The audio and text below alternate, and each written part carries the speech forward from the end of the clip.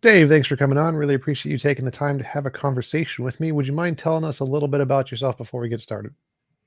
Sure. My name is Dave Schrader, and I'm a lifelong Test. paranormal experiencer. Something wrong?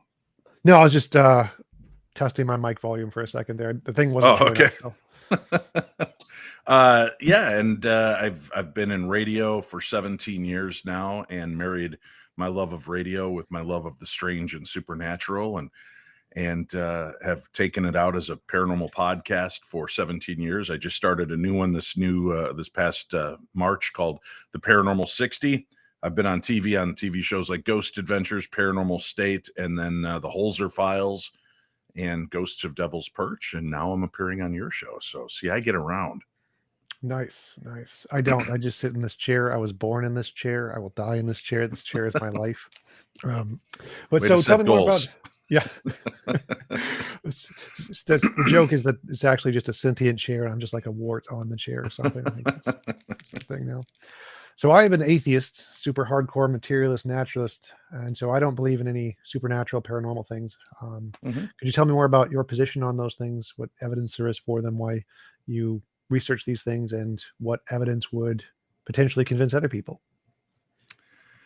It's always kind of a big scope question. How do you explain the sky to somebody who's blind? And that's not a sentiment where it's besmirching you. It's just I had strange experiences growing up throughout my entire life that I just didn't understand and couldn't complain or couldn't not complain. I couldn't understand or really Explain. explain.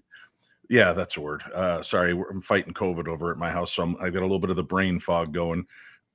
um, so just researching, looking into weird stories, finding weird threads and strange rabbit holes to fall down. I grew up in a Lutheran environment, went to a Lutheran grade school, so I had, religion was a big part of my life for a long part of my life. So it's just kind of one of those uh, things where I can't pinpoint or specifically say this is evidence, this is 100% proof that the afterlife or God exists, but I can, speak to the experiences I've had, what they meant to me, why I believe them to be something above the natural. So where would you like me to start on that? Yeah, the above the natural part sounds great. That's because I'm a naturalist, so I think Sure. naturalism is the fundamental nature of reality. Well, when my grandmother died, I was barely 2.5 years old. So I didn't have a concept of life or death, didn't really understand her not being there. Um, and when I would go to stay at my grandfather's house after her death, she would come to visit me and she would read stories to me. Now, I have no memory of this. I'm going to be honest with you. This is family legend and lore passed down. But I would come back and tell my mom or my aunt stories, things that my grandmother had said to me. And being that young, it was stuff that I didn't know, couldn't have known, and things that was, you know, kind of off-putting to them to have this little kid sharing information that I had no, prior knowledge of. So again, that's me taking on face value that my mom and aunt were relaying the story properly to me as I grew up and had those memories. But that opened up the Pandora's box of trying to explore and understand how and why these things appear to occur to people. Doing my paranormal talk show for 17 years, I have a lot of people that ask, do you really believe all these stories people share with you? No, I don't. I don't believe in all of them. I believe that they may be very real to you, but I think what's equally as fascinating as the story is why you believe the things you believe and what brought you to those moments. All I can say is I grew up in a house that had strange experiences. When we were downstairs, you could hear footsteps and talking upstairs. And this was something that my mom, my father, and I all witnessed. You'd be upstairs and you'd hear things knocking around downstairs and footsteps and up the stairs and down the stairs. I don't know how to explain what was going on when there's only three of you that live there and you're all in the same room and things are making noises in other parts of the house. Now, aside from, natural environment of floors settling and old houses and things like that, you give some of that away. But when it's in a continual pattern of footsteps and it goes up the stairs and 10 minutes later goes back down the stairs and then you can hear it walking across the floor, I don't really understand how nature plays into that. What is creating this phenomena that's giving us the effect of footsteps up and down the stairs? Settling, you would think that the stairs would maybe make that popping noise going up, but not 10 minutes later contracting and going back down again. So, those are some of the weirder aspects of moments that we shared in that house. So when I hear those kinds of stories, the first thing that comes to mind is bereavement delusions. It's a really common phenomenon among people, especially when it's near when you have a loved one die. People will Mhm. report seeing, hearing, touching the dead loved one after the occurrence. And I think Right. that that can be fully explained by psychological features in our brain. We Because of neuroplasticity, we are pattern building. And so when you experience a pattern enough, that pattern is ingrained in your brain to activate under certain conditions. And so if you think of like your grandmother who always used to read newspapers by the door or something, and you wake up in the morning and you walk to the door, you can psychologically get stimulated to have the same sensations, auditory, visual sensations, Mhm. as if she was really there, because it happens so often because of the surrounding stimulus. Your brain, most of what you see is a conglomeration of what your brain is doing that isn't actually there, because the only thing your brain is really processing is like if you hold up your thumb, it's about that much area of direct line of sight. And so for me, those things seem to be better explained by the brokenness of the human brain because of evolution. It selects for a lot of crazy stuff. There's tens of Sure. thousands of fallacies, biases, illusions, delusions, all kinds of things. And so But with that said, you're assuming that this is a house that somebody died in. My grandmother died when I was 2.5. We lived in that house when I was 7. There was no correlation or ties to that. There was nobody that died in my life or in my parents' life for the majority of the time we lived in that home. So it wasn't moments of bereavement that would cause us to snap into this delusional context. The other thing is that one person hearing things, I firmly believe you are correct. You're misinterpreting. But when there are 3 people in the house and you all stop because you can hear clear footsteps, and as I watch your chat say raccoons, squirrels, well, I know we didn't have raccoons in our basement because I lived in the basement. There were no squirrels in our basement. And these things would have had to been wearing combat boots with the footstep sounds that they made. So I get your concept, and I'm firmly agree with you in the fact that I think a lot of experiences that people have, including things like dream visitations and things after death, can be attributed to the grieving process and our want and desire to not let go of the things that we've lost. But when you're in a place that has no death associated, it's not an anniversary of a death, and multiple people are experiencing these things, I would have friends spend the night and they'd hear it as well without me prompting them. So those are the kind of instances I refer to as above the natural, things that went beyond natural understanding or explanation. So again, looking at it through and I'm being completely honest with you, I'm what I refer to as a skeptical believer. I've had enough weird experiences. I can't dissuade myself to believe that they're all mistakes, but I also know that we review things through the eyes of childhood or the past in a certain way. And I always refer to the TV show Land of the Lost when I grew up. I love that show. Used to wake up every Saturday morning early to watch Land of the Lost. And when it finally came out on DVD 30 years later, I bought the series because I had such love and wonderful memories of the show. And I put it on for my kids, and we sat through the first 5 minutes of it, and all of us looked at each other like, what is this garbage? Because the perception of my youth was colored through that filter, and there was enough time and separation. So I understand those aspects of our flaws and our memories. But when we're hearing communication, we're having people talk with us from the other side, voices that are heard audibly in a house. There's not a radio or television set on, and suddenly a voice is heard. I don't understand exactly what's causing that. I don't claim that it's always spiritual in nature, but what else would explain away what just took place?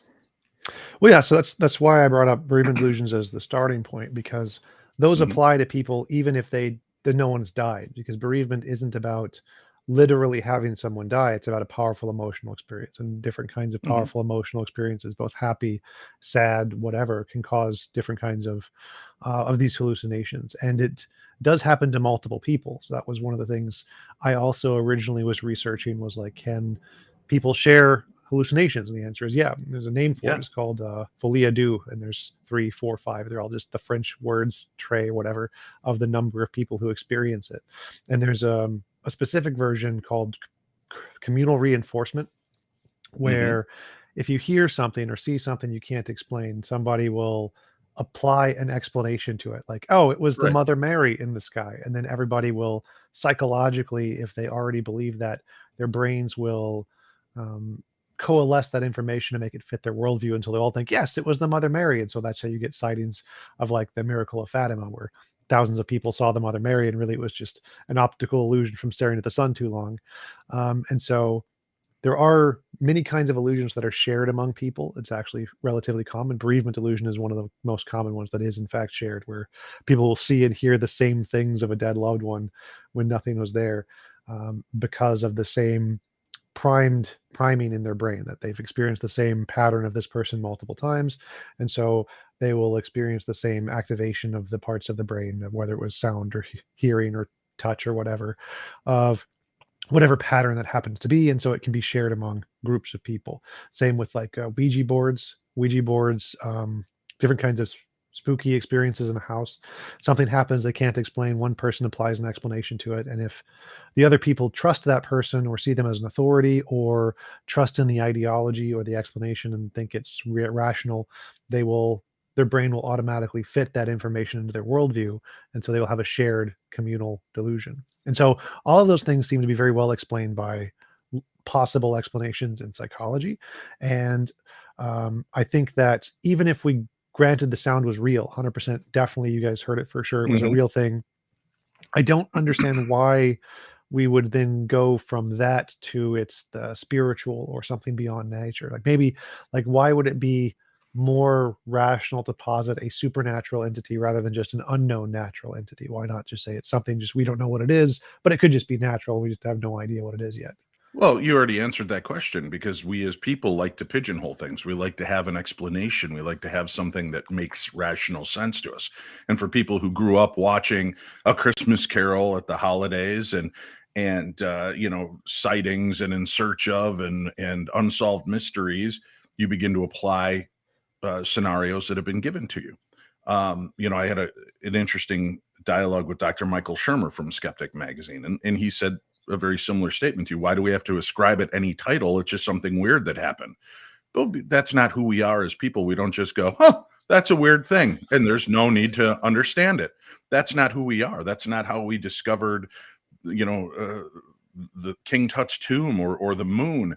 We push beyond just, oh, yeah, okay, I'll accept that's weird and move on. We want to know and see more. So until something changes that paradigm, we continue on that pathway. I've always been open to the fact of believing that uh, you have to be adaptable to these. And I've learned, yeah, okay, obviously orbs and photographs are nothing more than dust particulates, moisture, bugs.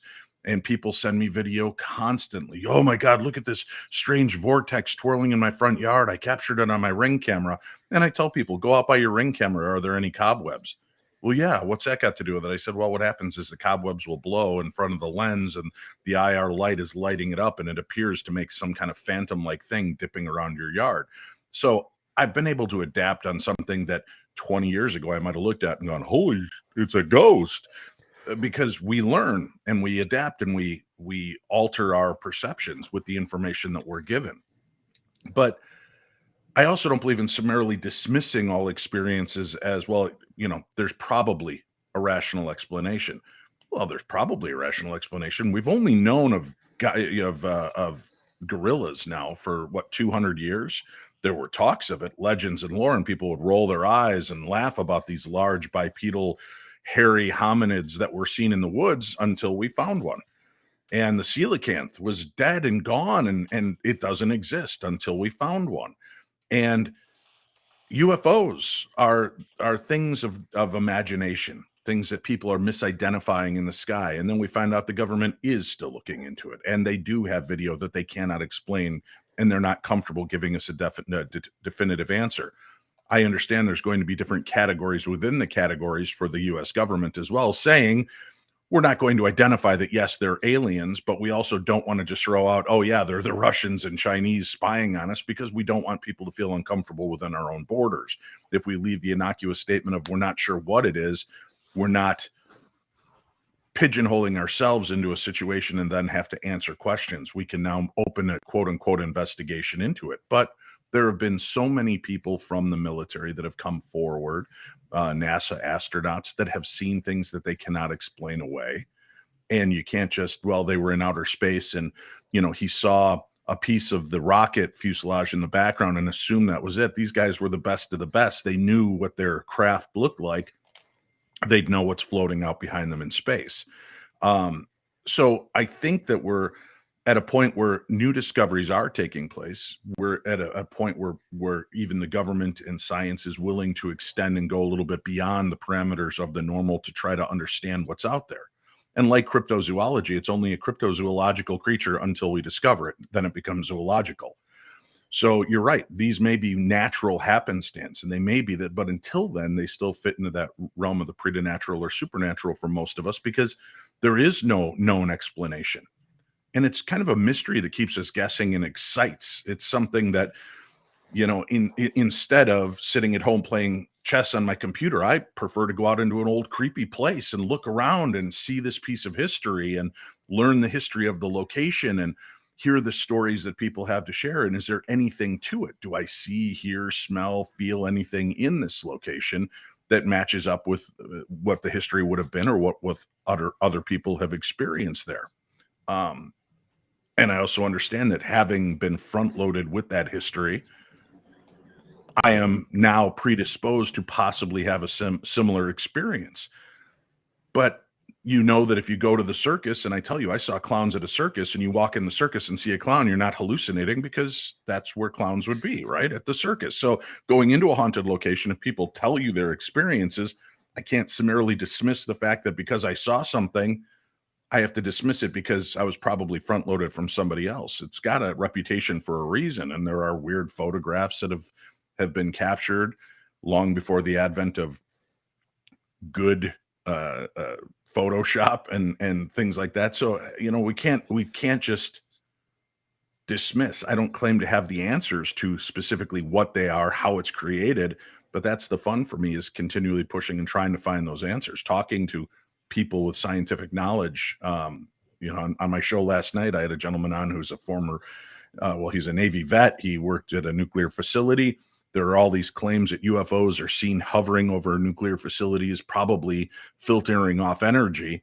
And he came on to lay the science on us, how that's impossible or improbable, that that's what's going on because of the shielding that takes place, and that in space above a nuclear facility, there's less nuclear particulates or issue than there would be a natural measurement up there that would be there if this location didn't exist.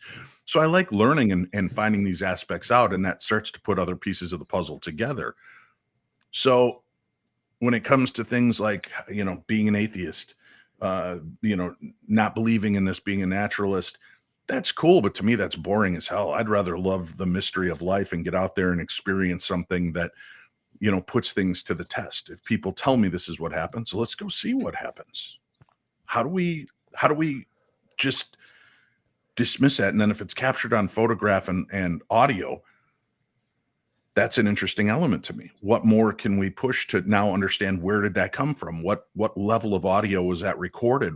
Is there a way to tap into that parameter to see if there's more that's heard there? And if there is, does that mean that we're having auditory hallucinations, or there's a sub signal that's capturing your voice 3 houses down, and it just happens to be riding that wave and allowing me to hear it, which sounds conversational? That to me is equally as exciting as it's a ghost. And to be 100% honest with you, T-Jump, what my beliefs were 20 years ago and what a ghost was and what they are today are two radically different things. I can't put a label on, oh yeah, it's dead grandma walking around my house.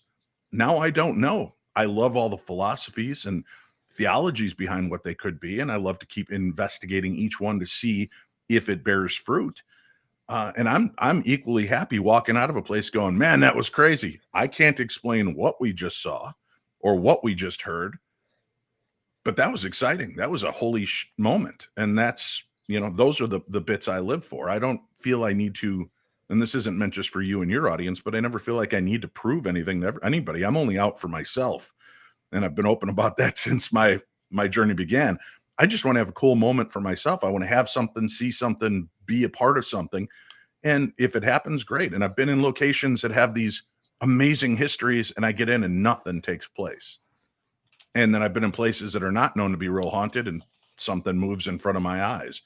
So I'm just open to the moment and having the experience. I wish I could give you and other followers of yours a specific, hey, this works. I know this is how this happens. I think if anybody comes out and definitively tells you without any doubt at all, they're delusional.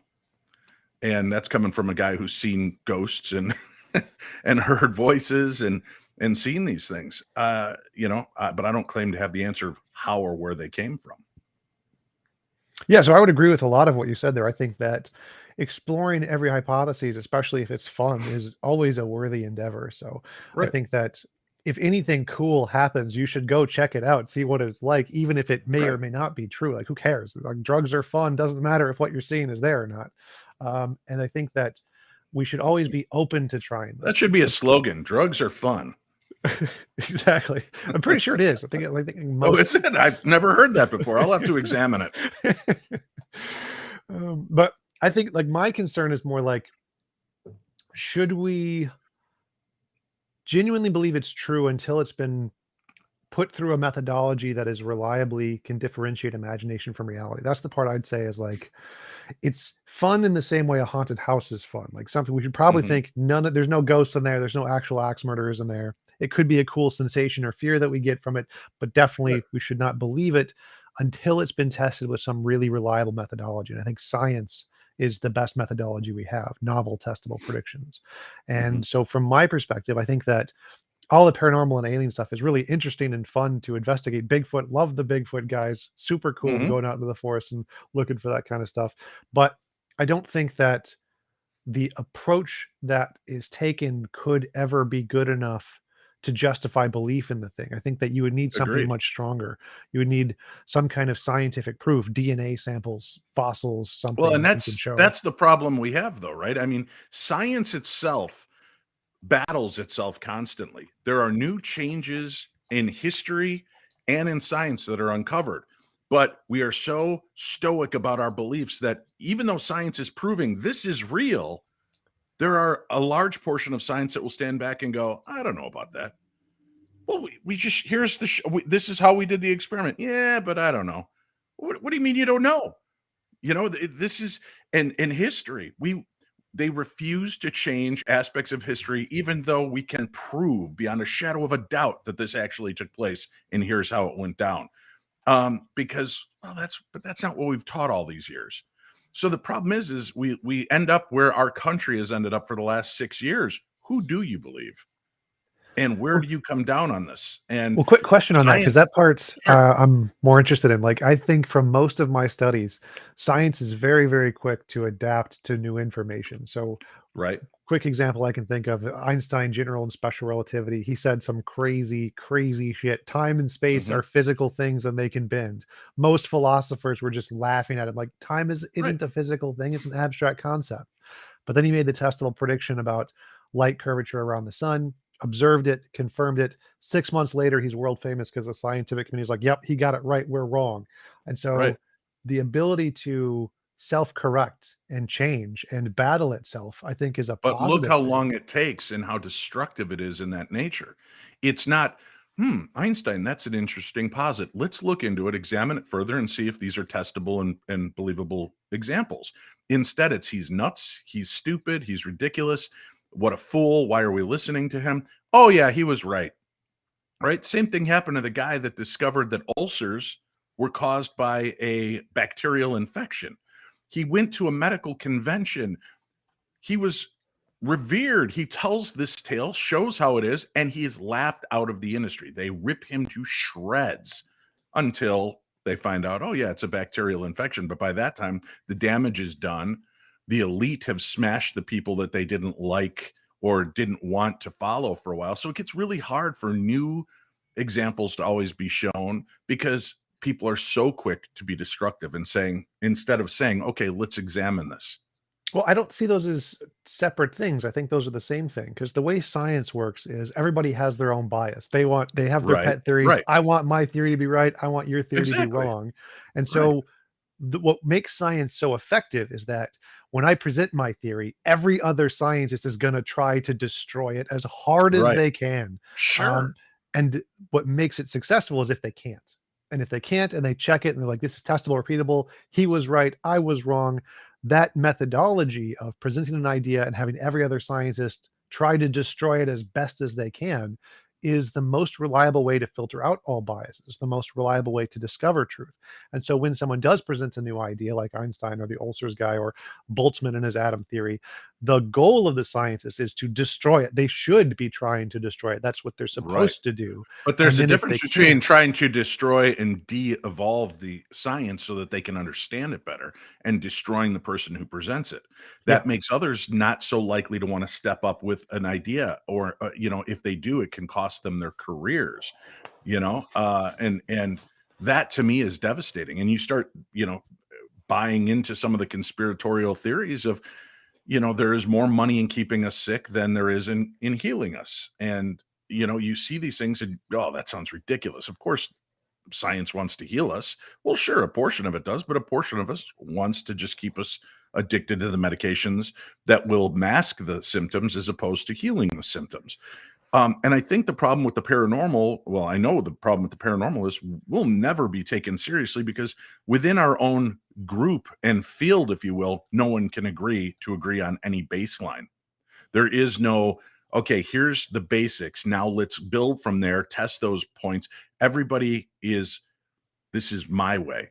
T Jump investigates like an idiot. That guy's stupid. He's doing it this way. That we are the ones that do it the right way. When you can't even come to a baseline, and at least science says, okay, we can agree upon this, we can loosely build upon this, and then test those theories.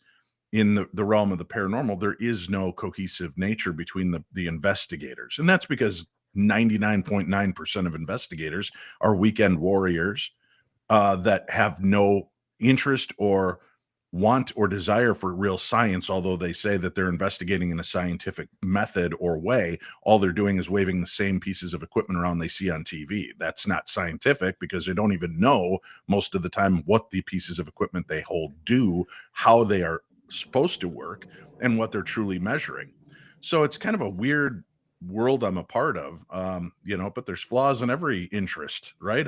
I mean, wherever you go. well, But I going don't back I to, don't see go ahead. when you mentioned that science makes fun of the person. Now, it was definitely true. That definitely has happened in a lot of Oh cases, but I yeah. don't think that's as true today because there are peer-reviewed academic journals of parapsychology. I've had some very prominent figures in that field on my show, and they are there are academic journals that will accept papers and have them peer-reviewed in these Mhm. fields that are well accepted by people in the field. We obviously don't think they're right, but Right. we do accept those ideas without criticizing the individual because of the double blind peer review process.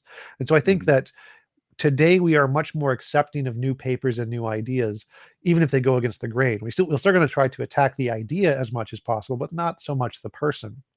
And I see that in a lot of areas that creationists and many people who I debate with say, "Oh, it's just a conspiracy and they're just trying to keep us out." But I don't see that because anybody can publish a paper in an academic journal. Anybody can submit a paper for peer review and your name will be off of it. The names of your reviewers, they don't know who you are. All they're seeing is the information. And so I don't Mhm. think that bias exists as much today because of the way the peer review process work. Nobody knows who's publishing the paper. Nobody knows what's going into it, Right. the But biases. do you know this? There are scientific labs that refuse to do genetic DNA testing on things if you identify that you believe this may be from a cryptid or Bigfoot creature. As soon as they hear it, they stop. We're not going to waste our time. That's not science. That's bias. That's, we already don't believe it doesn't exist, therefore we're not going to test it. We're not going to make ourselves look foolish by, well, nobody else is going to know. It's me. I'm sending the sample to you. Nope, we're not going to do it. Well, here's the money to pay. Nope, we're not going to do it. Same with items that they believe may predate civilization or appear alien in nature. If they know the nature of your questioning, a lot of these won't happen. And I know that because I'm friends with people that are in the science field who have tried to send things in to be tested. And when they're asked, what is this? Where did you acquire it? Why are we testing it? What are we, and as soon as they refer to what they believe they may have, they're summarily dismissed. And that to me is not science. That's completely dismissive. And how can we continue to learn and educate? Hey, look, let's test it. You're paying for it. Nope, it's a chicken feather. It's not Bigfoot's nose hair. It's a chicken feather. Okay, now we know. And why not continue to do that? Why not give the answers? If you have the time, the money, and the patience for it, and you're willing to keep paying, why won't science continue to examine? Well, I think they will, but I think the method that you're using isn't following the scientific method. Because if you want your stuff tested, submit in a peer-reviewed paper. That's what you need to do. Don't send it to the lab. But The how can labs you do are- But how can you do a peer review paper on something you find? If I'm told, Dave, there is a UFO crash that took place in Anoka, Minnesota, in a wooded area, nobody's ever touched it. I go up there, and with a metal detector, I find strange pieces of metal that don't seem to make sense to me with weird little hieroglyphs on it. I don't know how to write a peer-reviewed paper, and what am I going to write it on? Instead, I would want to send it somewhere to have it tested. What is this metal? What does it? Okay, now that I know we cannot explain this, now it gives me something to take the next step. I think that's where a lot of people come from when they're investigating claims of high strangeness, not having that ability or perhaps even the intelligence to write a paper that could be presented that's the thing. properly. It's so easy to write and submit a paper. Like, it takes nothing. There are hundreds of these. It is not a super. So what would a academic refined paper look process. like? And I'm, again, not being combative with you, but if I find this piece after somebody tells me that, how would I go about writing a paper about something I don't even know what I'm holding? Wouldn't the idea be I have to test it first before? Yeah, test it with your own equipment. So with any equipment you have. So in the case of a piece of metal, use electromagnetoscopy or whatever, just anything you can use, and say, well, these are strange results. I get different results with this than I do any other metal. And then you just write that down. You say, I've tested it in this way. Here's what we get for like titanium and steel, and here's what we get for this object. It's different. This is weird. And then you publish those results or submit them to a journal. If the journal thinks it's acceptable in the methodology, they'll publish it and get people interested. And then the big journals will then take your sample and do all of the crazy, super expensive tests on it because you found an interesting result. So all you need to do is use your own backyard equipment. Like in DNA, they got those kid things that in high school, that there's little gel thingies that you can do DNA tests on. Just do that. And if you get a strange result, you can publish that. And then the bigger journals will be interested in your results and will try to double check it. So it doesn't take like a super complicated thing. One question. So on a DNA sample, I capture something. I can do one of these little basic genetic tests. I get a weird result that doesn't seem to match up immediately. Well, it's fallible because he's an idiot. He's a radio show host who did a DNA test at home. You can't trust this. And I don't know that I've got the right protocol in what I've collected. I picked it up with tweezers and I put it in a Ziploc baggie. But did the BPHA of the baggie change the chemical principle of this or that? Or did the worker who rolled the bag and stuck it in the bin change the parameters of that? There's so many different aspects. I think that's what overwhelms people that would be interested in taking this further. And I know it sounds like I'm just heaping excuses, but for the most part, people are lazy. People are afraid of being mocked or ridiculed, so a lot of them won't do this. And then when they see the ones that have, like Dr. Melba Ketchum, doing the DNA analysis and having a veterinary background, having an understanding of animals, sending in something, her career was demolished because she just wanted to push further and get questions answered. And she did send out peer review, and she was annihilated instead of spoken to, instead of treated with any respect. And it was very, very strange. And that was just within the last 10 to 12 years. Well, that part I find really hard to believe, because the way the peer review process works is it's double blind. Nobody knows, your name isn't on the thing. They can't fire you. Okay. They can't ever tell anybody you submitted a paper because they don't know who you are. So it's impossible for you to submit a paper and then get fired unless somebody is doing something illegal. And so it's hard for me to Well, and believe that. that's great information to know, and that's something that now I can take back to Dr. Melba Ketchup and push and say, "So explain to me how you turned in a peer-reviewed paper and then took flack for it. Is it because you turned it in and they refused to do it, and then you publicized the fact that they rejected the paper? So they didn't reject Dr. Melba Ketchum, they rejected your findings? That gives me more to build on." And you're right, that's laziness on my part. I should have looked into what it takes to do a peer-reviewed paper and what all goes into the expounding of investigating those peer-reviewed papers. We take a lot of these things on faith and face value that, okay, the scientist said they did this. Here's the results. And look, everybody's tearing me apart. Yeah, and I Well, would did you specifically, put it out there? yeah, Did you, if I'm going to dress up in a pretty ballerina picture and post the picture online, I can't be all offended that people are going, "What do you look like an idiot. What are you doing?" Right? yeah. You've got to accept that if you're going to put yourself out there, you're going to get kicked once in a while. Yeah, and I would specifically say look into the journals of parapsychology. I forget what its name is, but the YouTube channel New Thinking Aloud. There's a guy who actually Mhm. has the only legitimate PhD in the field, that is a real actual PhD in parapsychology, that was accredited from like legit California university. So it's not just like a diploma mill. It was a legitimate PhD, and he has access and information to all legitimate peer-reviewed journals that are actually peer-reviewed in academia about parapsychology that accept these papers all the time. And so I would say, go to those, publish in those, do it double blind so people can't like know your name, and you will have a much greater opportunity to be able to present your papers to academia and get them peer reviewed by people in the field and who will actually test your results, your DNA results, your metallurgy results, whatever you want. Mhm. You just got to find the right places to do it.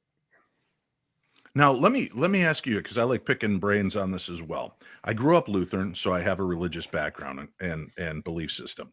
However, I'm also very aware that the Jesus story has been told and propagated through history, that there are at least four other Jesus characters that appear before Jesus with the same origin story, right? More than that, yeah. So, right, but I'm saying four that people probably would go, "Oh, Horus. Oh, really? What?" You write names that they would recognize, Dionysus, Inanna, right. all the different dying and rising gods. So Yeah. you've and that's a great, Bill Maher did that religiosity where he talks and breaks down a lot of that. I think that was fascinating and it was enlightening to me to see those aspects. But how does that then affect my belief? And what I've said is I think a lot more of what we do is about intention and manifestation than it is in a Jesus. That doesn't mean I've stopped believing, but I've stopped believing necessarily in the story that's been propagated to this point. And maybe he was just more of a teacher and an enlightened teacher who's been elevated because we as people have a desire and want to follow something, to believe in something greater than us.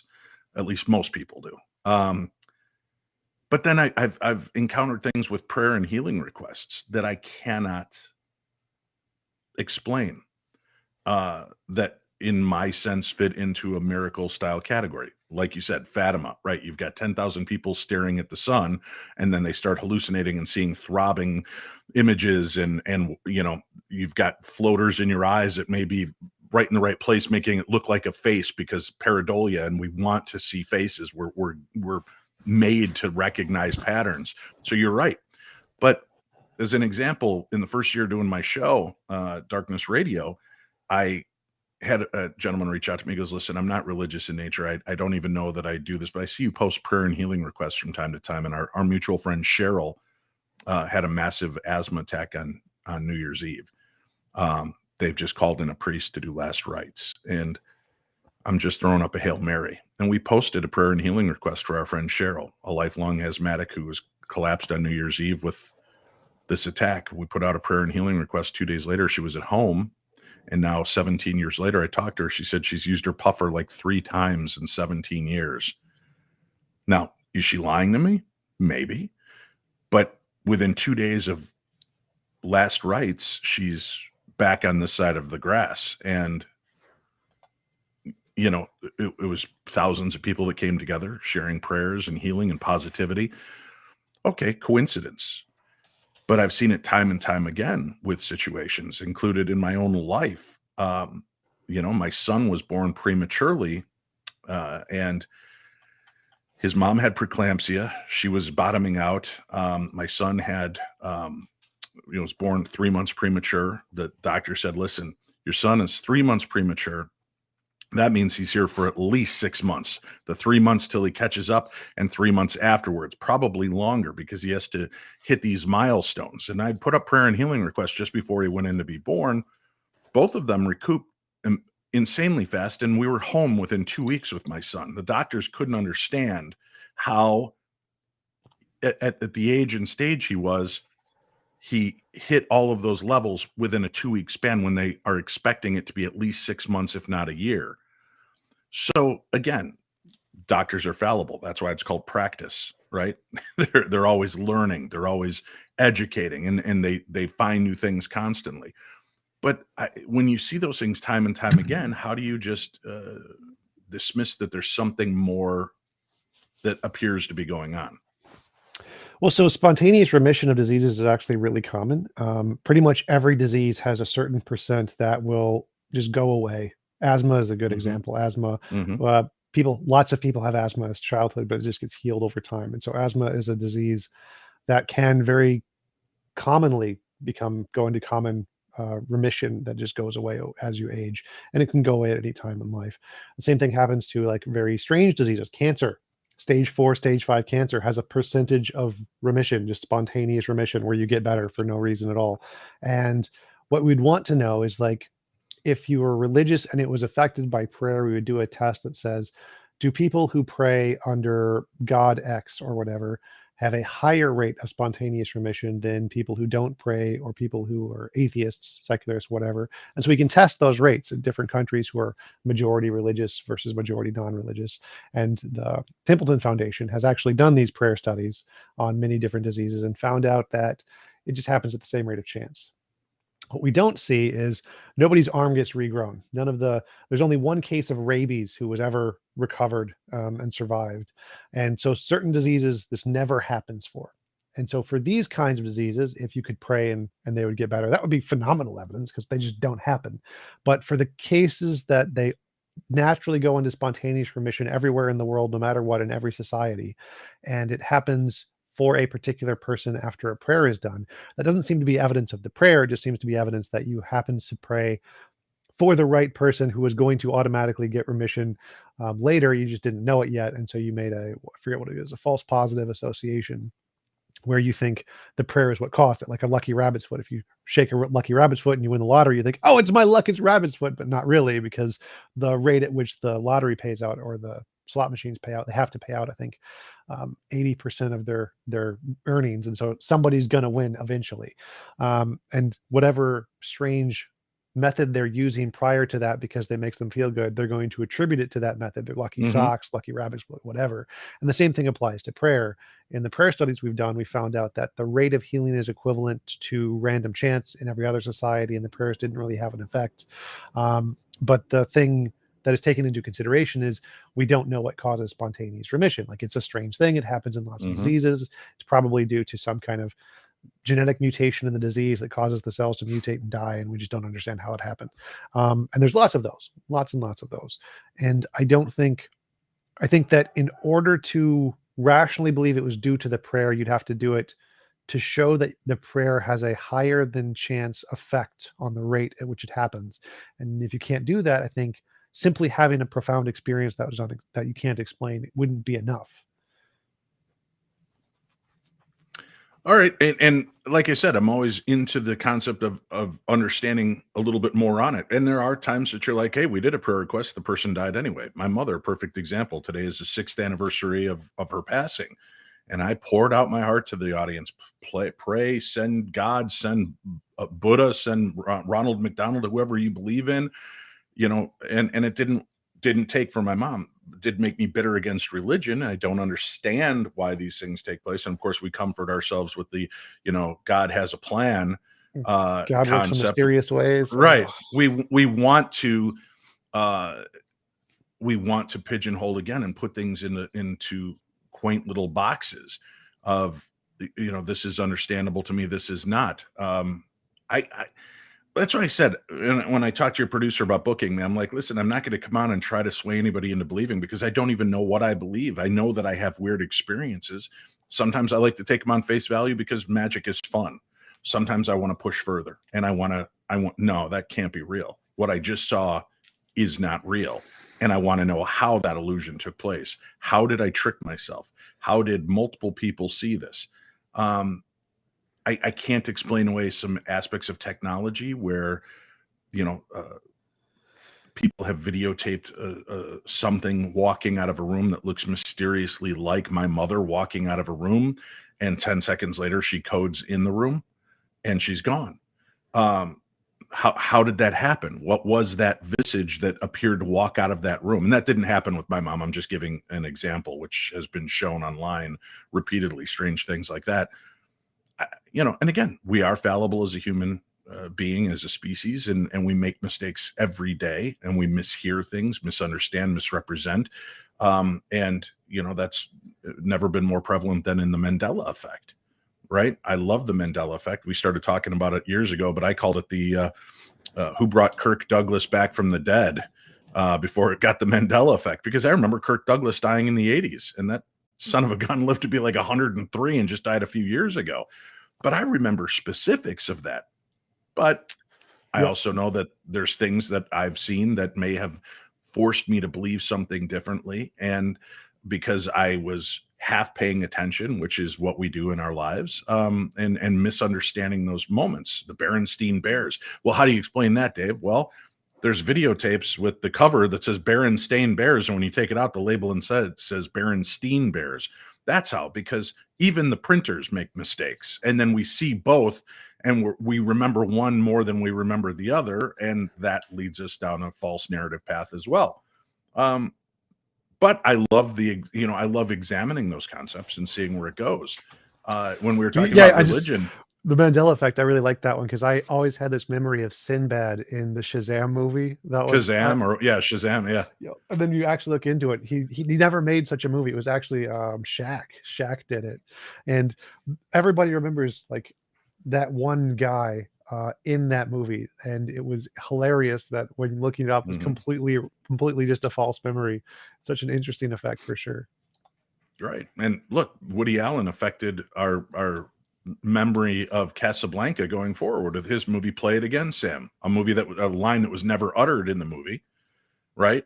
Casablanca. We have these memories because of the way they're shaped. Even great example, Bruce Springsteen was just on the Tonight Show with Jimmy Fallon. And Jimmy Fallon said, so I've got to ask you, everybody says that there's this lyric, and it's the screen door slams, Mary's dress waves or sways. And Bruce Springsteen brings out his album. He goes, I am meticulous with what I do, and my albums, my covers, every word printed. And I will tell you that for almost 50 years, I've been singing Mary's dress sways. And he opens it up and it says Mary's dress waves. And he goes, obviously this is wrong. And he started laughing. And when you listen to the song, you hear him say Mary's dress waves, but it's mismembered, and we make those kind of mistakes. So that's why I said I don't claim to be an authority. I will say people will label me as a paranormal expert simply because I've spent 17 years in the field investigating and doing things. I never claim to have the definitive answer. I will try to button things up for people to try sometimes to make them feel better about the situation, but we can never definitively say this is what took place. I can tell you this is what your experience was. This is what we did to try to remedy it. I hope it helps. And, keep in touch. And I know that there are times that I've taken phone calls from somebody who's like, I think I have a demon. And I had a paranormal team come in and they caught a growling sound. And when I listened to the recording, it sounds like somebody's stomach grumbled while they were recording. Nothing menacing. You hear them talking, and all of a sudden you hear in the background. And then they've now deemed this place is infested with demons. And I told the lady, I said, okay, well, tell me, why do you believe that you have a demon? And she said, well, I've got a wall of collector's plates. And in the center, my crown jewel was my great-grandmother's plate. And I was sitting here one day and it flew off the wall and shattered. And I said, okay. She goes, yeah, it broke. I said, okay. And?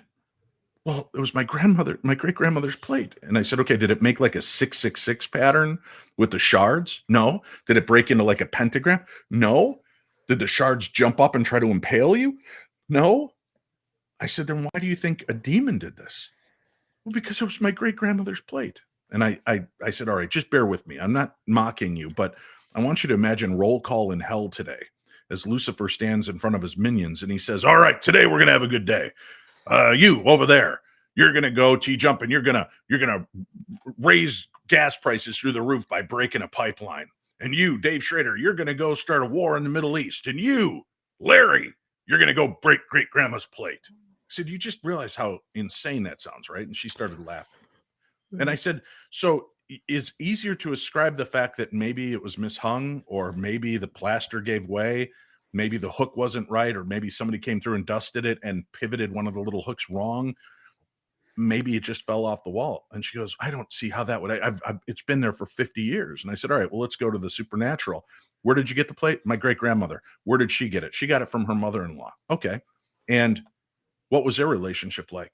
Oh, she hated her mother-in-law. I said, okay, so maybe your great grandmother showed up and said, why do you still have that plate? Knocked it off the wall. And she laughed and she said, that makes sense. It's what people want to believe. It's what people, she didn't want to believe she had a demon. She was terrified because somebody planted that. So I just replaced the concept of demon with your great grandmother just didn't like it, and it fit her parameters of her belief system. And lo and behold, she never had another paranormal example again. In my heart of hearts, I don't believe it was paranormal at all. But I also know she wasn't going to accept that answer. So sometimes, like a doctor, you give the placebo and everything's fine.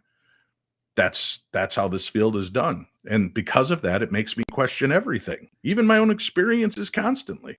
But it sure is fun.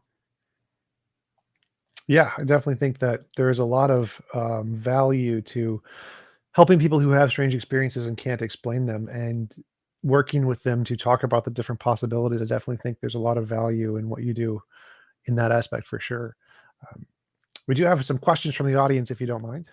Sure. If I could mention one other thing, I will say this. I've met and worked with a lot of mediums, and there are some that just astound me to no end. I can't figure out the illusion of what they're doing.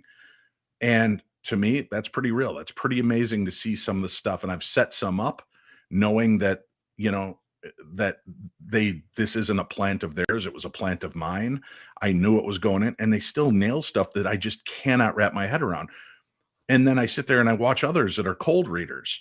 And then I have to ask this, okay, science has therapy, and it will cost you sometimes tens of thousands, if not more, to lay on somebody's couch and hear therapy for years and not really ever get better. But I've watched in one cold reading session, when I can look at you and go, T-Jump, there's a male here with you. I feel like he's like a father or perhaps a grandfather. Does this make sense to you? You should know, man, he is so proud of you. He is so proud of what you've accomplished, and the fact that you push and you question, and you're not a lemming. You're not a sheeple that just goes along blindly and believes everything people tell him. He thinks you're amazing, and you need to keep that up. But remember to take time for yourself. Okay, T-Jump, make sure to take time for you and enjoy your life. Oh my God, I've watched those people walk out, and in 10 minutes of a cold reading, they don't need to lay on a couch now because they got the closure they needed. Yeah, I think that I agree with a lot of that. I think therapy is completely a worthless waste of time. Agreed. Nothing, because mostly it's just, we have common ground. It's meant to like change you and make you fit the world, which is the wrong way to do it. And another thing is that I think one of the reasons why religion is so incredibly successful and permeates the entire world is because of exactly that thing you just mentioned. This idea that there is this all-powerful, loving being who really cares about you and gives you meaning and purpose does make you feel more comforted in a lot of ways. And so even if it may or may not be real, the fact that it has a real impact on your psychology and makes you motivated and confident in things is definitely real. And so that can be significantly more powerful and a better medicine than acknowledging reality in many ways. So even if it was false in that example. Sure. So we do have some questions. Super Squid Hunk asks, what is your favorite paranormal conspiracy theory? Ooh, paranormal conspiracy theory? I don't know. To me, those are two different things. I'm not a big fan of conspiracy theories because I don't like going down rabbit holes that just depress the living hell out of me. And when I realize the government's trying to kill me, my neighbor's trying to kill me, the post office is trying to kill me, I be honest with you, I've stepped away from that. I used to do true crime podcast as well, True Crime Tuesday, and after doing it for 10 years, I had to just step away because, man, there's so much darkness you can absorb before it just starts affecting you psychologically. So I'm a conspiracy, the Kennedy assassination, only because my birthday is November 22nd. He was assassinated on November 22nd. So I've had to share my birthday every year with it. I've thought so many different theories on it. And then I was lucky enough to get to sit down face to face with Lee Harvey Oswald's lover. And she had reams of proof that she was who she was and that she had this relationship with Lee Harvey Oswald, and that she reshaped a lot of my thinking because, again, she was right in front of me. And that's a more tangible moment. So it kind of made me feel like, well, I think there's definitely more conspiratorial to this, and that he was a patsy. I don't think he was necessarily involved in it. I think Oswald was assassinated because he went to the government and said, there's somebody going to try to kill our president, and they hung it on him. And that's just because of the conversation I had with this woman and what she was told by Oswald prior to his assassination. So that, to me, is one of the more fascinating and interesting elements. May not be right, but it's just as good a theory as every other one that's out there. Paranormal conspiracy. I don't believe the Amityville horror house is haunted. I am good friends with Christopher Coratino, the son that lived there, Christopher Lutz. I believe, if anything, it was tied to the family. I believe that there was, his stepfather, George Lutz, was doing some dumb things that included drugs. And I believe that affected and impacted the entire family. So that'll be my answer on conspiracy there. Mine is the Moby Dick making the predictions of all the different people being assassinated, like Lincoln and things. That one was pretty good. Well, then I'd have to say the Simpsons are even better than Moby Dick. Yeah. It's also good. And you can't dismiss that, T-Jump, because that's insane, the stuff that they predicted. And I love that they're like, slow your roll. We've been doing the show for 35 years. We're always looking at trends, and it's pretty easy to assess something that might happen in our future. So we just throw it in. It's not predictive. It's science fiction until it's not, right? I mean, it was science fiction that we would have a flip phone communicator. And then what did cell phone makers do? They wanted to create a flip phone communicator. So did Star Trek predict the future, or did Star Trek influence the future? Yep, for sure. But maybe Trump watched that cartoon and said, I could do that. I could go up and down on an escalator and wave to people and run for president. I'm in. It was a great marketing ploy for sure. No doubt. Sebi asks, who is the most intelligent writer you've ever read?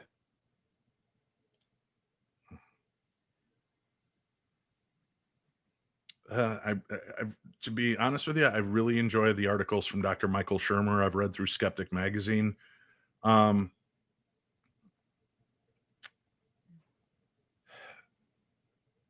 Because of his fascination with this, and not just throwing the baby out with the bathwater, but giving you a good mental picture of how we're fallible, and giving examples to prove that this is how the brain works. So I'm fascinated by that entirely. And I have friends that are magicians and illusionists that will show me how easy it is to trick the brain.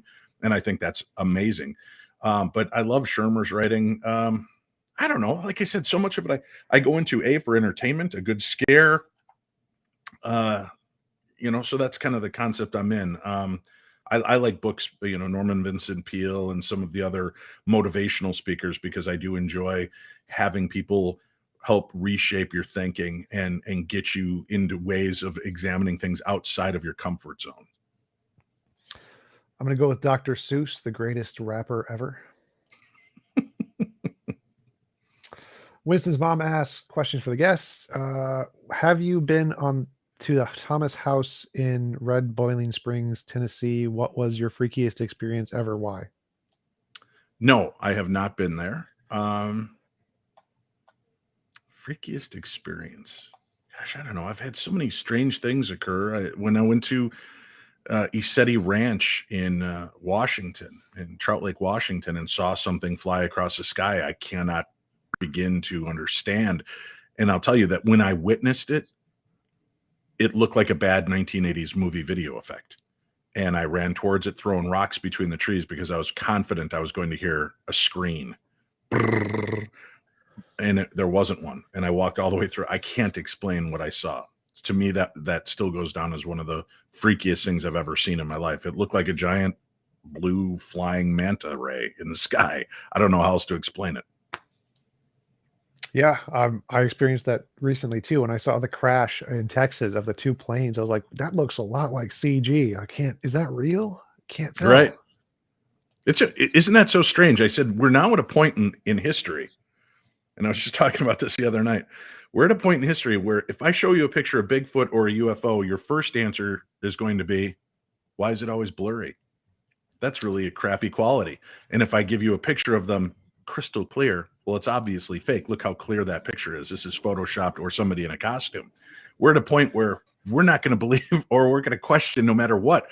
I love that believers question the really good shots, but not the blurry ones. And they're so predisposed to that's what evidence looks like that when they see something really clear, let's throw that away. It's funny, right? It's a strange dichotomy the world and our brains are in, and how we accept things.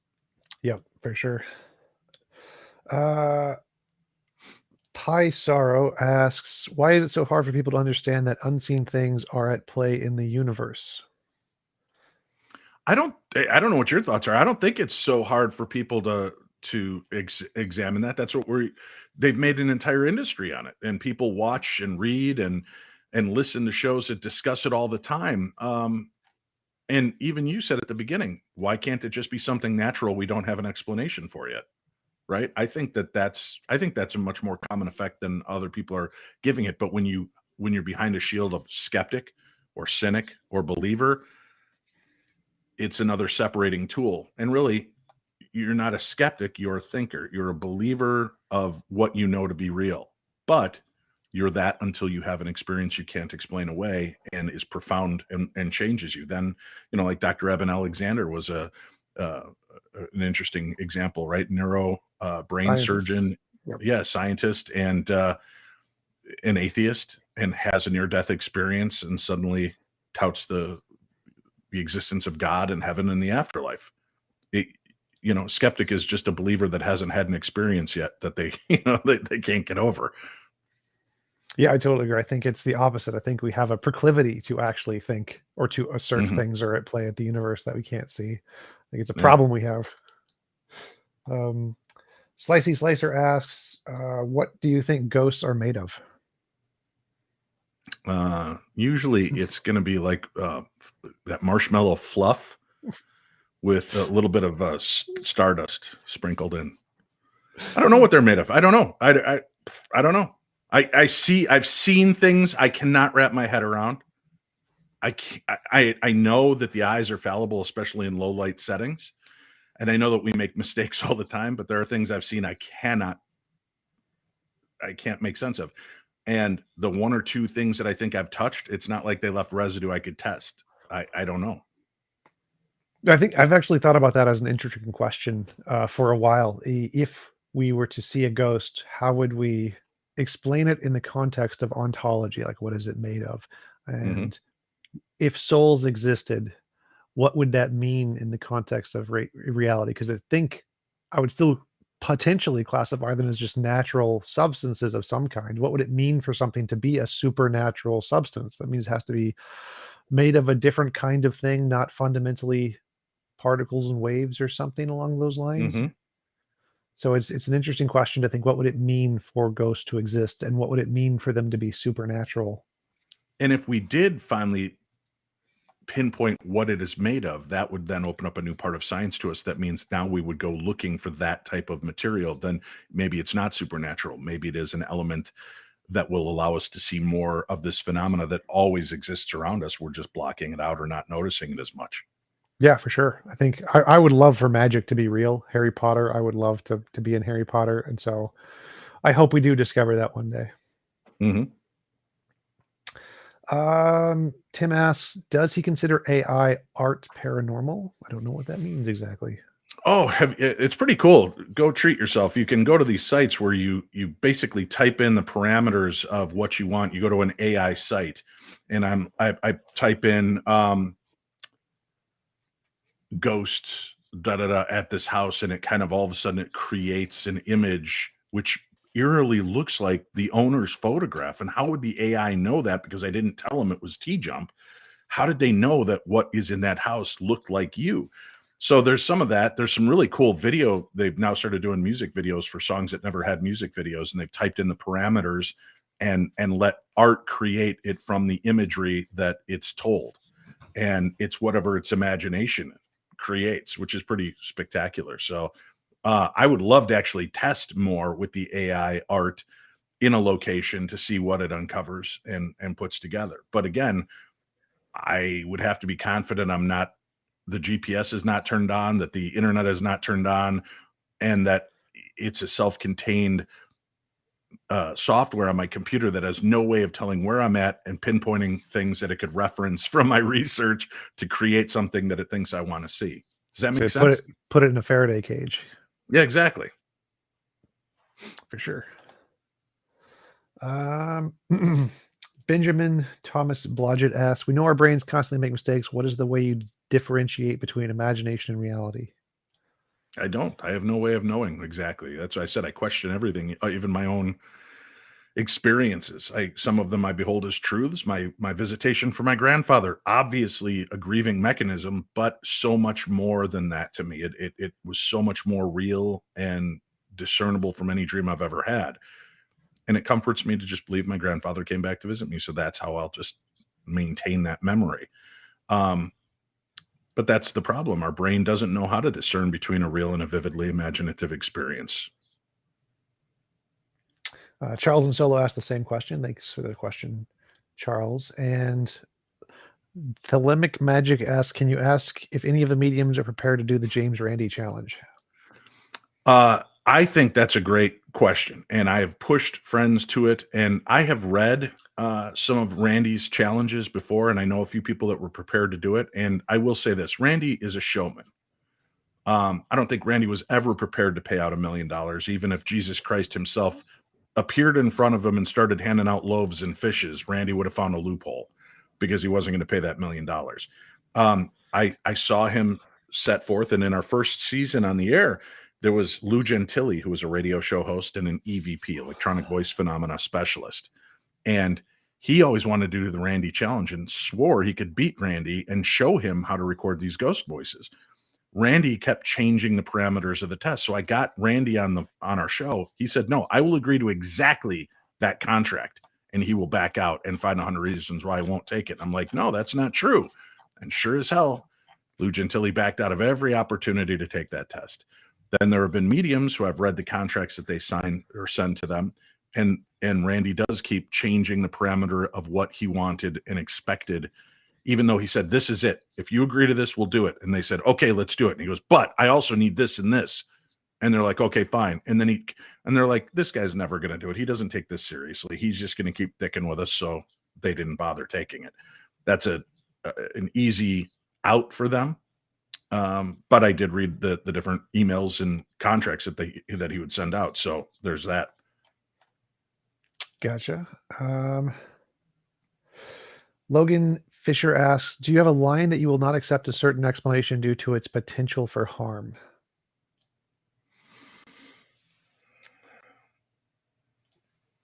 I don't know. Yeah. I mean, like I said, I don't mind if people go to a gallery reading, they spent $50, $100 to go in, and maybe in that 5 minutes they can connect, it sets their life on a better path because they got something that they wanted to hear and it makes them feel better about life. But I do have a problem with people that, oh, T-Jump, there's problems in your future, boy. Send me a $200 as a this, and then they burn the money for you with a candle, and that freed the first demon, but there's more that need to be taken care of. And the people that have fleeced people over and over and over for money, and yeah, I mean that's ridiculous and a charlatan, and I wish did not exist. Jesus said, I need a new private jet to spread the word. Exactly. Yeah, exactly. And that's I will tell you this. I believe the reason that there is such an uptick and swing in the paranormal and interest in spirituality is because church up after 9/11. People returned, if you remember, T-Jump, they returned to church in droves. It was the highest that they'd seen people come back to church in decades. And people went looking for an answer and looking for leadership. And the church leaders saw a big crowd and they started doing more tithing sermons instead of trying to bring peace to people's mind, instead of maybe weaving more of the philosophy of religion and how to get past this. They talked more about why it's important to give to the church, and it turned people away in droves.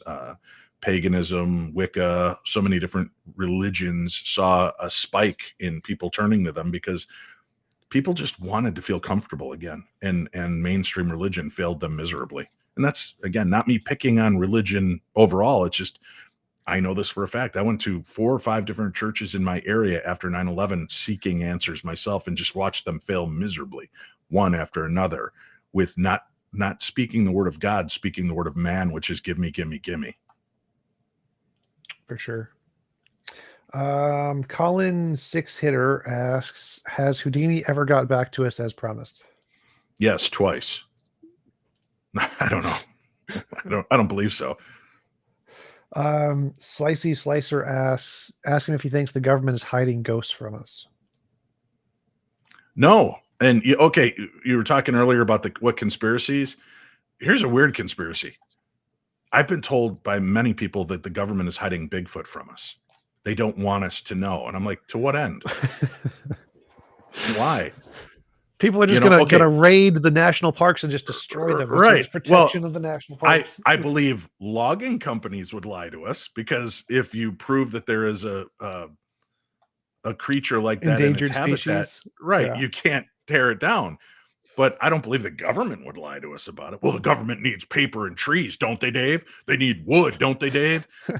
So I just, to me, that's the most ridiculous paranormal deal, is that the government's hiding Bigfoot from us. Yeah, I don't think but here's an interesting thing. There are unsealed letters and documents from former presidents who've talked about the ghosts in the White House, and they don't mean it in just a parabolic way, that they've witnessed and seen things. That's interesting. There are staff members that share that. But again, with that said, everybody wants to be remembered for something, and everybody wants to inject themselves into history. So if I'm the one that came forward to tell you about the ghost of the White House Rose Garden, I will forever be associated with that ghost story. So I will live on forever because Dave Schrader told that story. For sure. Sevi asks, what are your opinions on Ed and Lorraine Warren? I don't know who they are. The Conjuring movie series. I'm sure you've heard of that. Ooh. Right. Yeah. They're based on their cases. I vacillate on this. Listen, I had a chance to interview Lorraine Warren numerous times. She was a sweetheart. She was always just a beautiful, wonderful soul to me. We had great conversations. I've also talked to authors that authored their books about their real experiences. And the authors have come forward to tell me that, they would be on site to watch this take place. And then I'd be like, okay, go write us a chapter about that. And the guy's like, a glass moved on the table, man. That could have been condensation. And I hired you for a reason, man. Go write the story and make it scary. So I'm taking the word of one person against another. Which one probably is telling the truth? Why would the author lie now?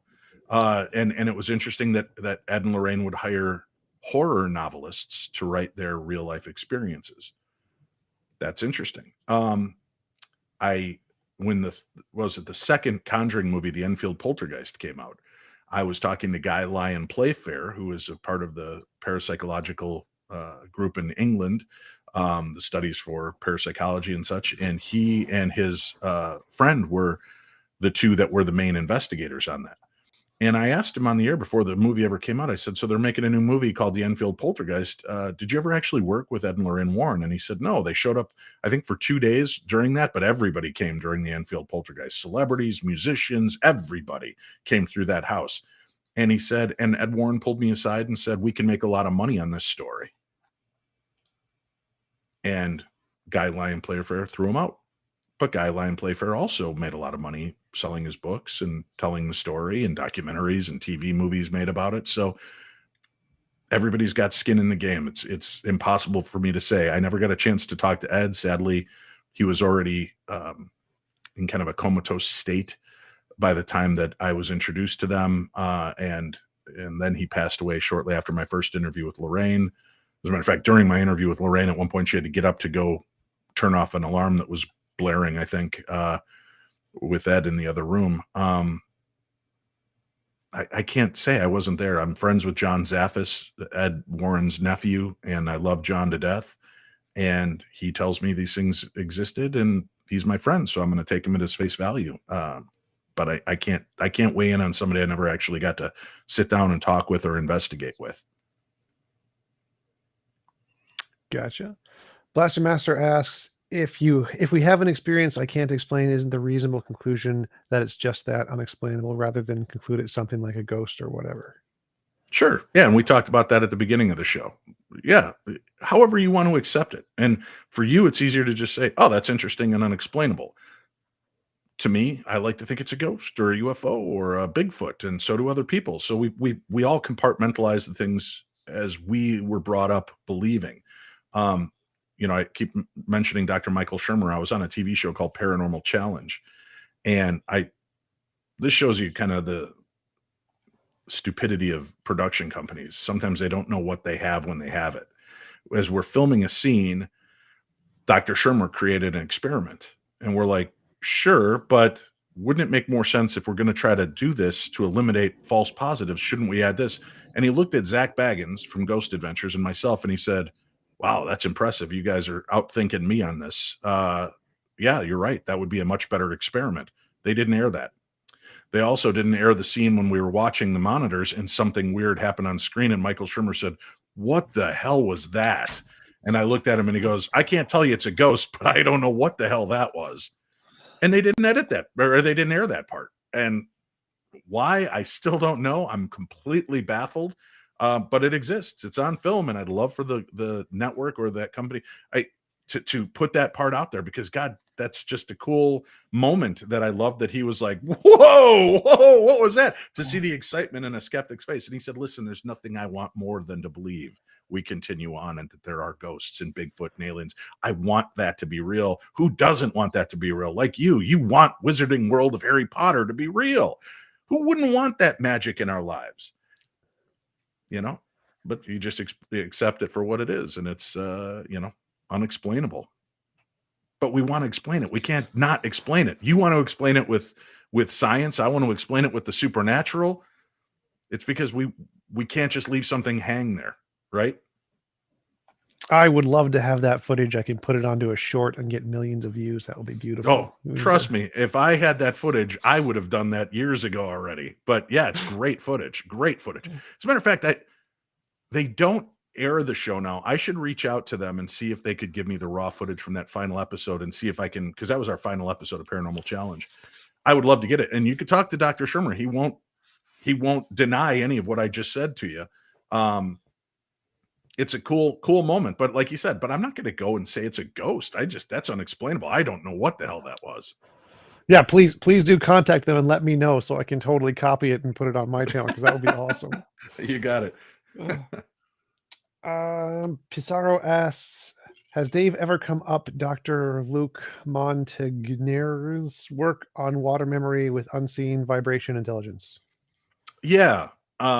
I don't remember the name. I'll be honest with you, because you could have been Dr. Jean-Luc Picard. You could have thrown out there. I know the work, and I've read work on water memory, vibrational intelligence. I've seen people talk about different elements of that. There are people that speak to their food and their water before they drink it to infuse it with positive, and they feel that ingesting it then makes it better.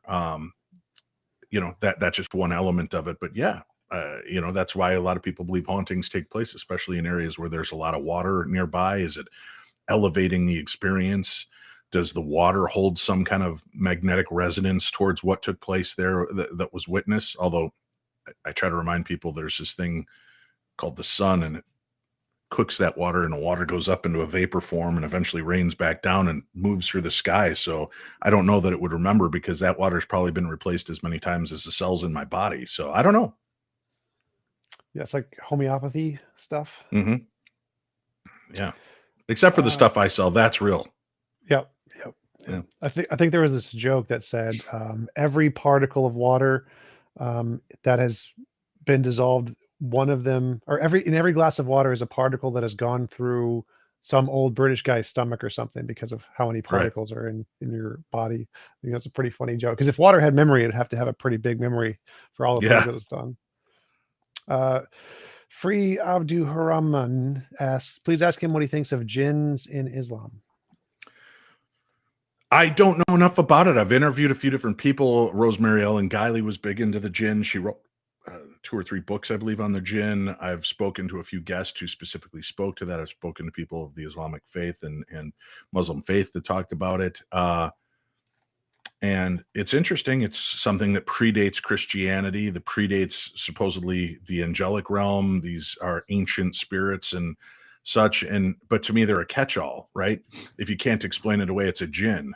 Or the jinn can be Bigfoot, can be UFOs, can be ghosts. It's like that Jeff Corwin special, he did on the Abominable Snowman, the Yeti, years ago. What he found was the word Yeti was actually a catch-all for the people in that area. He'd show them a picture of the mountainside and there was a snow leopard and they didn't know what it was, so they called it a Yeti. And then he showed a picture of the mountain with another animal on it and they didn't know what it was, so they called it a Yeti. And it's all identifiable animals, but if they didn't know it, their limited scope was it's a Yeti. So to me, that's kind of what the jinn feel like. And they mention the jinn in the Bible, but again, is the Bible a historical document or a book of parables for us to learn lessons from about morality and beliefs in their time? Yeah. No, world flood, 100% literal, definitely happened. Right. And there's no doubt about different elements of it in cities and countries and places, because they're continually finding those places do exist. Was there an ark? I don't know. If there was an ark, maybe it was a UFO that captured genetic makeup from all the different animals and beings, and that's what the ark was. Because there's no way you could fit 2 of every animal onto one ship unless you're taking the genetic makeup of those creatures. And why they screwed the unicorn over, I don't know. And that would explain how the kangaroos walked all the way from Israel to Australia. That would help out if they had a spaceship. Mm-hmm. Or they had a canoe. Canoe, yep. Cindy Lou, mother of 2. Can you ask him if he's single? Yes, you can ask me. All right, great answer. No, my wife will tell you I'm definitely not. But she's not asking your wife. I know. I would agree with her 100%. I am not single. I'm a happily married man with 11 children. Wow. That sounds terrible. Horrible. Hey, man, we all have our limits, right?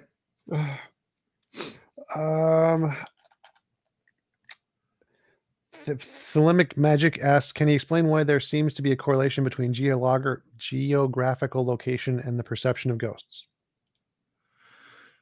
Please explain why there seems to be a correlation between geographical location and the perception of ghosts.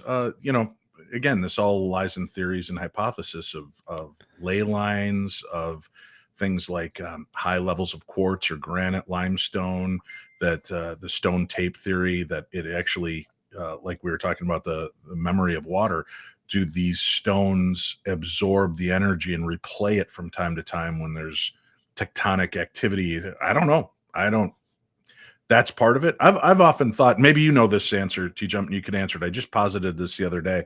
All right, so if we take the example that ghosts exist, and they exist in the electronic or electric magnetic field or force, and the shifts on our planet of the magnetic poles change. So would that explain why somebody died 4 houses down from me, and 30 years later, when the poles have shifted a little bit, the geomagnetic shield has changed position? It's now over my house. Would that maybe explain why the ghost now appears in my house and not the house 4 houses down? Does the geomagnetic shield actually shift and the planet stays in one place? I don't know that part of science. Do you? Yeah, so our poles are flipping. Yes, that does happen. Right. But what I'm saying is if the poles flip, and let's say there's a geomagnetic shield around the planet, and the planet's moving, the shield is going the opposite direction or changing, whatever, would that theoretically, would the shield itself, the geomagnetic field, stay the same, just the planet's moved underneath it? So that would, if you were to believe in ghosts, would that explain why then it may have appeared to move? Well, no, because flipping, usually it's like 180 degrees. It's not like it just goes a little bit at a time. It's more like 100% complete switch. The polarity of the whole thing flops, kind of a thing. Well, I thought So I thought in recent years they've been talking about the fact that it's changed by 2 degrees. That doesn't sound like a complete that's the deal tilt to of me. the axis of the Earth, kind of a thing. Um, Okay. but I don't I think guess I've so because misunderstood that. The way I've heard it is that the magnetic poles have shifted 2 degrees, or this is, in minimal ways, but it's affecting it. So yeah, again, yeah, something there for are us all little to dig shifts. into. There are little shifts Mhm. like that, but I don't think it would affect where the ghost was. Mhm. Because the magnetic poles and how they affect most everyday things is very, very minimal. So Okay. if there was a ghost that was affected by the magnetic poles, if you threw a fridge magnet at it, it would be completely dissolved by the fridge magnet because the fridge magnet is 1,000 orders of magnitude stronger. So it's Right. unlikely. That's what I've said. What I would love to get is a degaussing unit, a portable degaussing unit. And that's we use those in radio to we call it bulk our tapes. So you'd record on a reel-to-reel recorder your music or your radio show and then play and it would run. And then you take that tape and lay it on the degausser and push the button and the magnets were so powerful that it would erase everything on that tape. And I've often thought, what if I go into a haunted location with a degaussing gun? And if the ghost is always seen walking from this room into that room, what if I degauss the door frame? What if I change that magnetic principle? Would the ghost walk towards the door, stop before it got to the door? Or would it then suddenly appear on the other side of the door as opposed to walking through it? Now that I've changed the parameters of the experience, would the experience itself change? And if I did take a degaussing gun and the ghost of T-Jump walked at me and I turned it on and dispersed you, did I just kill a ghost and will the right to afterlifers come after me?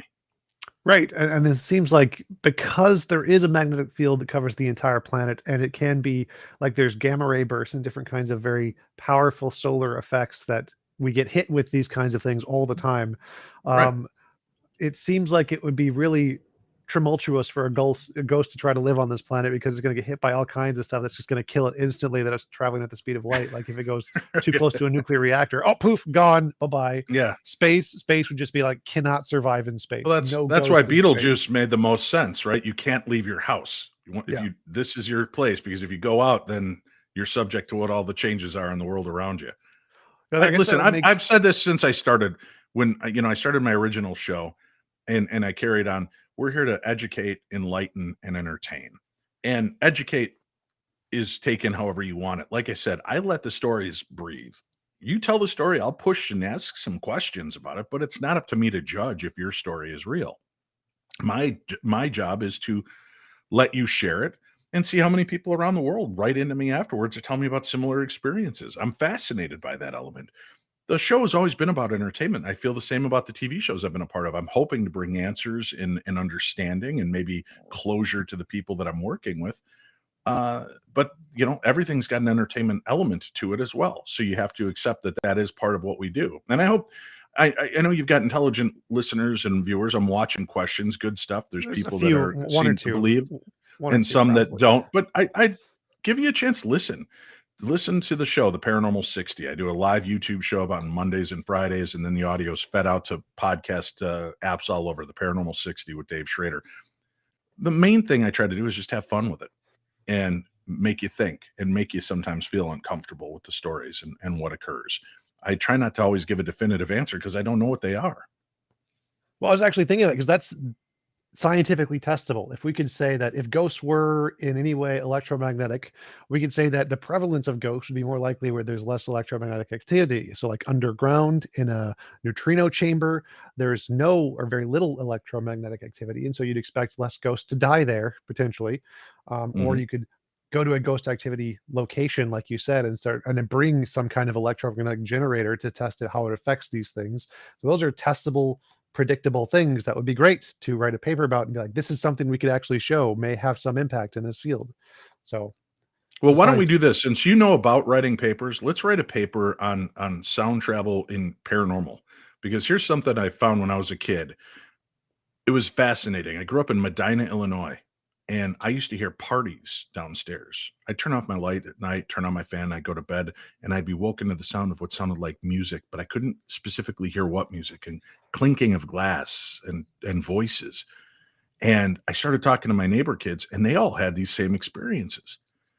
And we were all like, man, we have got the most hoppin' party ghost town in the world. And it wasn't until I became an adult that I thought, okay, here's an interesting thought. This was long before the advent of affordable air conditioning throughout your entire house. So we all slept with fans on, right? So fan is pulling the wind, it's creating a noise, right? The white noise template.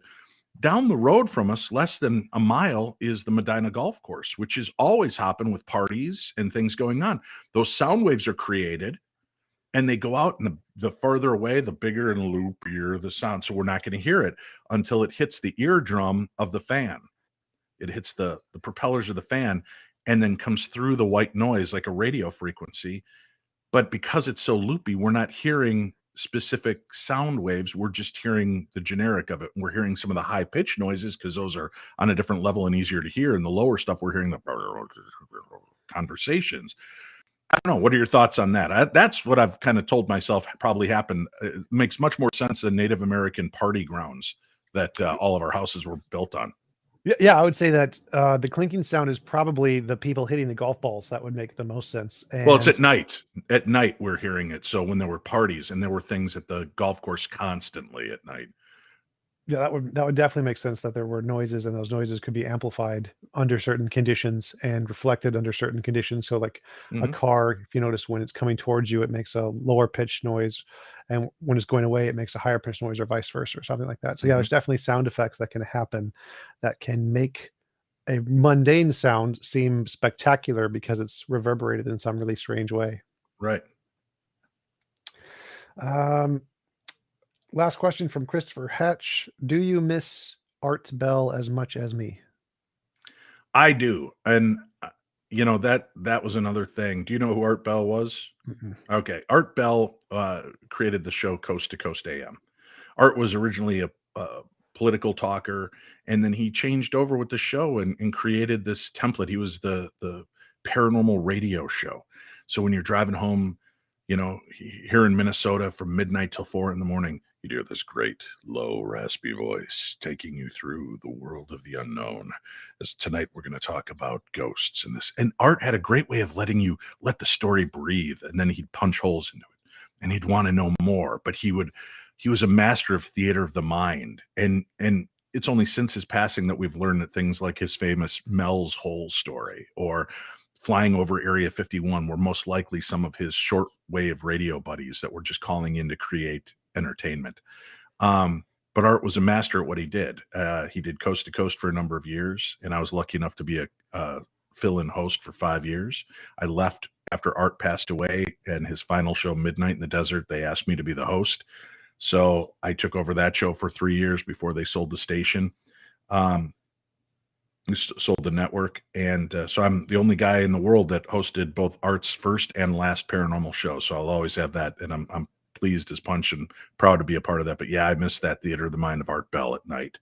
And you would literally sit in your car grounded listening to these scary ass stories, because I didn't have a radio in my house, a record player, CD player. I wasn't listening to the radio, but I'd sit in my car riveted because I didn't want to get out of the car, or I'd be so freaked out by what I'm hearing. I didn't want to walk from the garage into the house. So I love that element of Art, and I'll always miss him.